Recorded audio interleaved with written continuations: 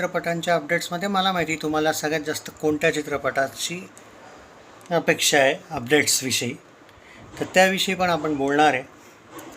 मित्रांनो, काय आहे की जेव्हा एवढं सुंदर मराठी युनिवर्स होतं चालू आणि एखादी हिंदी चित्रपट एखादा चालत नसेल जरी चांगला, तरी त्याचे शोज लावून दिलेले जातात. महाराष्ट्रामध्ये असं आहे की कारण मुंबई आहे, मुंबई नगरी, ते एक कौतुक बॉलिवूडचं फुकटचं. तर त्यात असं आहे की महाराष्ट्र एक असं आहे की भलेही मराठी चित्रपट इथं रिलीज होता जरूर, पण उपकार म्हणूनच हे थिएटर ओनर जे आहेत आता यांना यावर्षी अक्कल आली आहे जरा मराठी चित्रपटांची कदर करायची. थिएटर ओनर्स या वेळेला मी बघतोय देऊळ बंटू वगैरे ते तगडे शोज आहे, कमी वगैरे नाही करत आहे.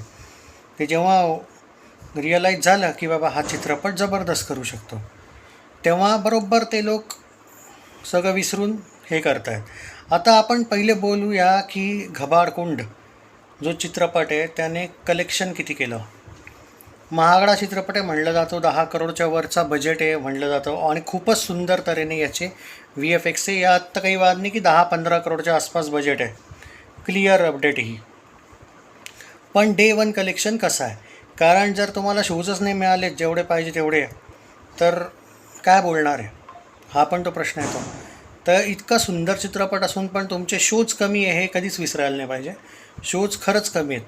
पहिला दिवस जो आहे 85 लाखच्या आसपासचं कलेक्शन म्हणलं जातं आहे नेटमध्ये बोलतो आहे मी. ग्रॉसमध्ये भारताचा 1.02 ग्रॉस आहे. ओव्हरसीज ग्रॉस वगैरे मिळून काहीतरी 1.25 करोडचं ग्रॉस कलेक्शन याचं झालं आहे.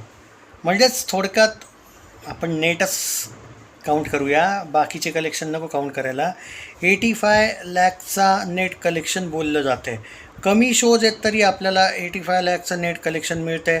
पण काय हे कलेक्शन खूप चांगलं आहे, तर बजेटच्या अनुसार मित्रांनो नाही आहे यार, खरंच चांगलं नाही आहे. हां, एक बात नक्की सांगेल मी तुम्हाला की एक्सपेक्टेशन्स काही लोकांना होते 50 लाखाच्या, 50 लाख वगैरे, त्या मानाने 85 लाख चांगले. काही ट्रेड्स बोलत आहेत की 50 लाख का 51 लाख आलं आहे डे 1 ट्विटरवर. पण नाही, जिथं मी फॉलो करतो त्यानुसार तरी 85 लाखच मिळतं आहे. मी एकदा तरी क्रॉस चेक करून घेतो.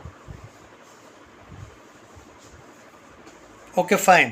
राजा शिवाजी देवळबंद नाव Deool Band Ghabadkund getting excellent responses from opening day. Update आला आहे 51.1 लाख आहे. ओके फाईन, 51.1 लाखचं कलेक्शन आलेलं आहे. मला वाटलं की 85 लाख, तो ग्रॉसमध्ये I think gross. So first डेचं कलेक्शन आहे 51 लाख. आज वर्ड ऑफ माउथ चांगलं आहे म्हणून मी 70 ते 80 लाख म्हणतो. आणि शोजमध्ये भेदभाव आहे बाबांनो. म्हणजे 2 दिवसात तुमचं कलेक्शन 1.5 करोडच्या आसपास नेटमध्ये येतं आहे. Not bad. आणि वर्ड ऑफ माउथ चांगलं आहे, एक युनिवर्स बनतं आहे हे. पण एक प्रश्न मराठी इंडस्ट्रीचा हा पण आहे की ठीक आहे, ते कॉकटेलला तुम्ही ब्लेम करतोस की त्याला मिळालेत शोज फुकटमध्ये आणि ते काही एवढंही चालत नाही आहे. पण दुसरी ही पण तर गोष्ट आहे ना की आता या मराठी चित्रपटासोबतही अजून 2-3 चित्रपट आले, यांना काय गरज होती त्याच दिवशी यायची. तर या गोष्टी काही कळत नाही मला मराठी इंडस्ट्रीच्या, की आपसमध्ये यांचं काही असं समतोल किंवा असं हे नाहीच आहे की बाबा युनिटी, की 1-2 चित्रपट नको करायला यावेळेला रिलीज. आता देऊळ बंटू विषयी जर गेलं तर काल 25 लाख आलेले, आज 30 ते 35 लाख येऊन जाईल कलेक्शन. 35 लाख पकडा. तो काहीतरी 89 करोडचं ग्रॉस दिलेलं त्या तरड्यांनी आय थिंक. त्यामध्ये आता थोडंसं अजून मी ॲड करून देतो की त्यातले आजचे 35 लाखही ॲड करावे लागतील.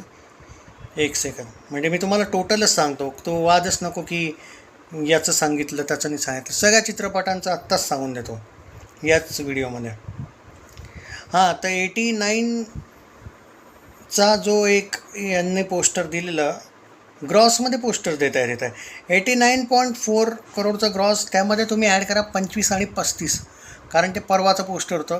25 आणि 35 म्हणजेच 50-60 करेक्ट 90 करोडचा ग्रॉस झाला आहे. करेक्ट 90 करोड ते 90.1 करोडचा ग्रॉस क्लिअर आहे आत्तापर्यंत. ओके, याचा आणि काय 9 करोडचा चित्रपट 90 ते 91 करोडच्या ग्रॉसमध्ये म्हणजे ब्लॉकबस्टर आहे, यात वाद नाही. तुंबाडची मंजुळा जबरदस्त चालू आहे. तुंबाडची मंजुळा तर खूपच जबरदस्त मी सांगतो आहे की चालू आहे. आउटस्टँडिंग कलेक्शन तुंबाडची मंजुळाचं चाललं आहे, त्याचं पण सांगून देतो या चित्रपटात. आणि हे जे कब्बशी वगैरे आलेत या चित्रपटांचं तयार, तुम्हाला खरं सांगू याविषयी नकाच विचारू, पण तरी कलेक्शन देणं माझं काम आहे. एक वीक मी डेफिनेटली या चित्रपटांना कलेक्शन तुमच्यापर्यंत पोहोचवायचा प्रयत्न करतो आहे. हां, तर पहिले तुंबाडची मंजुळाचं सांगून देतो. चांगलं चाललं आहे. या चित्रपटाचं बजेट ऑलमोस्ट 6 करोडच्या आसपास आहे आणि ऑलरेडी या चित्रपटाने 13.13 करोडचा कलेक्शन केलेलं आहे. यामध्ये तुम्ही कालचे 20 लाख ॲड करा, 13.33 करोडचं ग्रॉस झालं आहे या चित्रपटाचं. ओके, सुंदर. आता येऊयात त्या कब्बशी वगैरे चित्रपटांवर. यांच्याकडून जास्त अपेक्षा करू नका या मूवीकडून, पहिलेच सांगतो आहे. आता या चित्रपटांचे बजेट होते 4 करोड.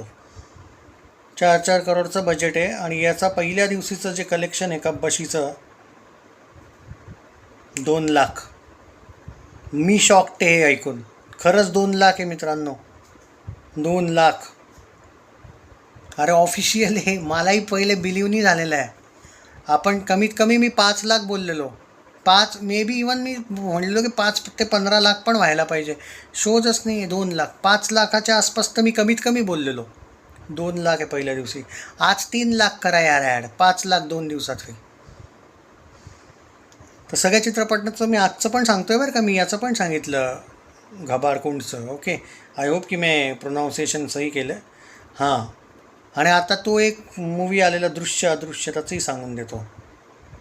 काही नाही बाबांनो, काय ते पूजा सावंतने 2 पिक्चर केलेत, दोन्ही एकाच दिवशी रिलीज झाले म्हणून हाईप खूप होती आणि दोन्ही फिल्म डिझास्टर केली. याचाही काहीतरी 4 करोडचा बजेट आहे आणि याने पहिल्या दिवशी बिझनेस केला 1 लाख. वा. आणि आज 2 लाख कमवेल समजा, 2 दिवसात 3 लाख. वा रे वा. लोक 3-3, 4-4 करोड मराठी इंडस्ट्रीत खर्चच कशाला करतात यार, जर तुमची रिकव्हरी 1 करोडची पण नाही येता.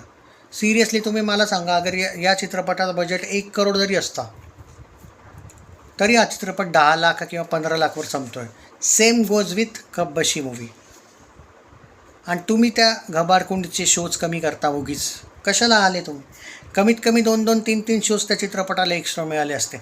कॉकटेल 2 आल्यामुळे तर नुकसान होतं आहे, ते तर सोडून द्या, ते तर होतच राहील. इंडस्ट्रीचा दबदबा राहीलच काय. पण ज्यांनी नाही यायला पाहिजे, तुम्हाला काय 3-3 चित्रपटाला आजच तुम्हाला डेट्स भेटल्या. चांगले मराठी युनिवर्स चालले आहेत. आय होप की, कारण खूप आउटस्टँडिंग युनिवर्स आहे ते, का जबरदस्त क्लायमॅक्स आहे, VFX आहे. आय होप की तो धीरे धीरे पण असा जसं तुंबाडची मंजुळा चढला हळूहळू तसा चढेल, कारण गॅरंटी चढेल. कन्सिस्टन्सी मेकर्सने पण दाखवावी पोस्टर्सचे.